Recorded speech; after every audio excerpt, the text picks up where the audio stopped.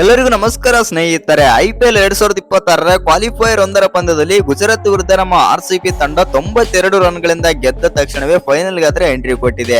ಇನ್ನು ನಮ್ಮ RCB ತಂಡ ಫೈನಲ್ ಗೆ ಕಾಲಿಡ್ತಿದ್ದಂತೆಯೇ ಕ್ರಿಕೆಟ್ ನ ದಿಗ್ಗಜ ಮಾಜಿ ಆಟಗಾರರೆಲ್ಲ ನಮ್ಮ RCB ಯ ಬಗ್ಗೆ ಬೆಂಕಿ ಹೇಳಿಕೆ ನೀಡಿದ್ದಾರೆ.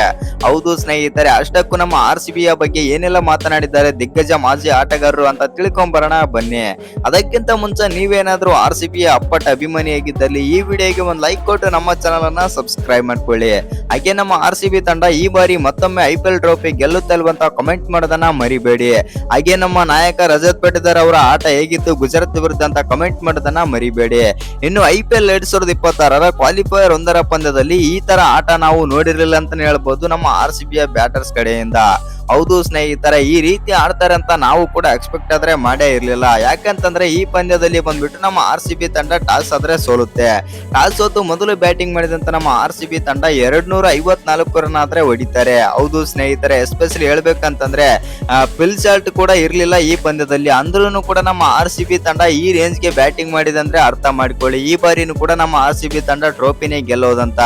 ಇನ್ನು ಈ ಪಂದ್ಯದಲ್ಲಿ ನಮ್ಮ RCB ತಂಡ ಬಂದ್ಬಿಟ್ಟು ಒಂದು 220 230 ರನ್ ಆದ್ರೆ ಹೊಡಿತಾರೆ ಮೊದಲು ಬ್ಯಾಟಿಂಗ್ ಮಾಡಿ ಅಂತ ನಾವು ಅಂದುಕೊಂಡಿದ್ದೆವು.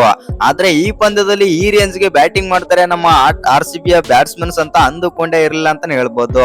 ಎಸ್ಪೆಷಲಿ ಹೇಳ್ಬೇಕಂತಂದ್ರೆ ನಮ್ಮ ಕಿಂಗ್ ಕೊಹ್ಲಿ ಸ್ಟಾರ್ಟ್ ಮಾಡಿ ಕೊಡ್ತಾರೆ, 43 ರನ್ ಆದ್ರೆ ಹೊಡೆದು ಕೊಡ್ತಾರೆ. ಆನಂತರ ಬಂದಂತ ಕಂಟಿನ್ಯೂ ಮಾಡಿದಂತ ನಮ್ಮ ನಾಯಕ ರಜತ್ ಪಟಿದಾರ್ ಅವರು ಕೇವಲ 33 ಬಾಲ್ ಗಳಲ್ಲಿ 93 ರನ್ ಆದ್ರೆ ಹೊಡಿತಾರೆ. ಇದರಲ್ಲಿ 5 4 9 6 281 ಸ್ಟ್ರೈಕ್ ರೇಟ್ ನಲ್ಲಿ ಬ್ಯಾಟಿಂಗ್ ಮಾಡ್ತಾರೆ ನಮ್ಮ ದುರಂದರ್ ಪಟಿದಾರ್.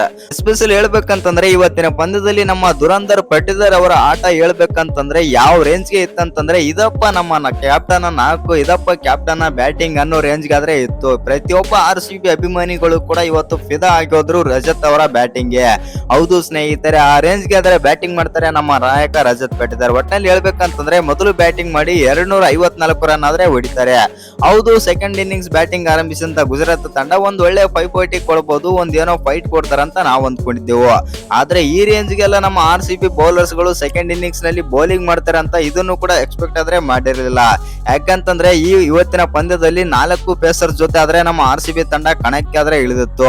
ಡಫಿ, ಭುವನೇಶ್ವರ್ ಕುಮಾರ್, ಹೆಜಲ್ವುಡ್ ಮತ್ತು ರಶೀದ್ ಸಲಾಂ ಜೊತೆಗಾದ್ರೆ ಇಳಿದಿತ್ತು. 4 ಜನನು ಕೂಡ ಒಳ್ಳೆ ಎಕಾನಮಿಯಲ್ಲಿ ಒಳ್ಳೆ ಬೌಲಿಂಗ್ ಆದ್ರೆ ಮಾಡ್ತಾರೆ. ಡಫಿ 3 ವಿಕೆಟ್ ತೆಗೆದ್ರೆ ಭುವನ್ 2 ವಿಕೆಟ್ ಆದ್ರೆ ತೆಗಿತಾರೆ. ಜಾಸ್ ಹೆಜಲ್ವುಡ್ 1 ವಿಕೆಟ್ ತೆಗೆದ್ರೆ ರಶೀದ್ ಸಲಾಂ 2 ವಿಕೆಟ್ ಆದ್ರೆ ತೆಗೆದಿದ್ದಾರೆ. ಒಟ್ನಲ್ಲಿ ಹೇಳ್ಬೇಕಂತಂದ್ರೆ ನಮ್ಮ RCB ತಂಡ ಬಂದ್ಬಿಟ್ಟು ಕ್ವಾಲಿಫೈಯರ್ 1ರ ಪಂದ್ಯದಲ್ಲಿ ಡಾಮಿನೇಟ್ ಪ್ರದರ್ಶನ ಕೊಟ್ಟು ಗೆದ್ದು ಬೀಗಿದೆ ಮತ್ತು ಫೈನಲ್ ಗೂ ಕೂಡ ಎಂಟ್ರಿ ಆದ್ರೆ ಕೊಟ್ಟಿದೆ. ಇನ್ನು ನಮ್ಮ RCB ತಂಡ ಫೈನಲ್ ಗೆ ಕಾಲಿಡುತ್ತಿದ್ದಂತೆಯೇ ಮಾಜಿ ದಿಗ್ಗಜ ಆಟಗಾರರಾಗಿರುವಂತಹ ರಿಕಿ ಪಾಂಟಿಂಗ್ ಮತ್ತು ಸಚಿನ್ ತೆಂಡೂಲ್ಕರ್ ಅವರು ನಮ್ಮ RCB ಯ ಬಗ್ಗೆ ಬೆಂಕಿ ಹೇಳಿಕೆ ಆದ್ರೆ ನೀಡಿದ್ದಾರೆ. ರಿಕಿ ಪಾಂಟಿಂಗ್ ಅವರು ಈ ರೀತಿ ಆದ್ರೆ ಹೇಳಿದ್ದಾರೆ, ಒಂದು ಸ್ಟೇಟ್ಮೆಂಟ್ ಆದ್ರೆ ಕೊಟ್ಟಿದ್ದಾರೆ. RCB ತಂಡ ಈ ಬಾರಿ ಬ್ಯಾಟಿಂಗ್ ಬೌಲಿಂಗ್ ಎರಡರಲ್ಲೂ ಕೂಡ ತುಂಬಾನೇ ಆದ್ರೆ ಬಲಿಷ್ಠವಾಗಿದೆ.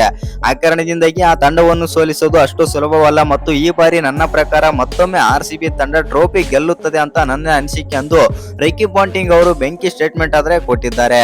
ಇನ್ನು ಸಚಿನ್ ತೆಂಡೂಲ್ಕರ್ ಕೂಡ ನಮ್ಮ RCB ಯ ಬಗ್ಗೆ ಆದ್ರೆ ಮಾತಾಡಿದ್ದಾರೆ ಅಂತಾನೆ ಹೇಳ್ಬೋದು. ನಾನು ಆವಾಗಿನಿಂದನೂ ಕೂಡ ಹೇಳಿದ್ದೇನೆ, ಪ್ಲೇ ಆಫ್ ಗೆ 4 ತಂಡಗಳಲ್ಲಿ RCB ತಂಡನೂ ಕೂಡ ಒಂದಾಗಿರುತ್ತೆ.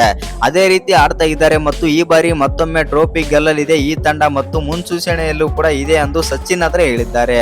ಇನ್ನು ಈ ವಿಡಿಯೋ ಇಷ್ಟ ಆಗಿದ್ರೆ ಒಂದು ಲೈಕ್ ಮಾಡಿ, ಶೇರ್ ಮಾಡಿ. ಹಾಗೆ ಇನ್ನು ಯಾರು ಚಾನಲ್ಗೆ ಸಬ್ಸ್ಕ್ರೈಬ್ ಮಾಡ್ಕೊಂಡಿಲ್ಲ ಸಬ್ಸ್ಕ್ರೈಬ್ ಮಾಡ್ಕೊಂಡು ಬೆಲ್ ಐಕನ್ ಅನ್ನ ಆಲ್ ಇಟ್ಕೊಳ್ಳಿ.